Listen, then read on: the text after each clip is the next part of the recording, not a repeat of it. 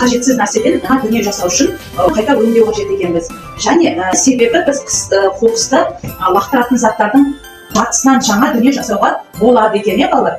Мысалы, алюминий ыдыстардан оны қайта өңдеп дүниелер жасап шығарады. Оның көптігі сонша тізіп шығудың өзі оңай емес екен, балалар. Шыны да қайта өңдеуге болатын заттардың бірі. Оны үнемі жаңадан қолдануға болады екен, балалар. Қағазды үнемдеп қана дегеніміз, балалар, орманда да шабуылдан сақтайды екенбіз, қорғайды екенбіз, балалар. Пластик, балалар, мына пластик ең көп таралған материал болғанымен ғаламшарымызға көп залал тигізеді екен, балалар. Оны міндетті түрде қайта өңдеп, жайдан жай лақтыра салуға болмайды екен, балалар, болмайды екен. Қоқысты қайта өңдегенде біз қуаттың, жердің ресурстарын үнемдеп, ең бастысы табиғатымызды қорғаймыз, балалар.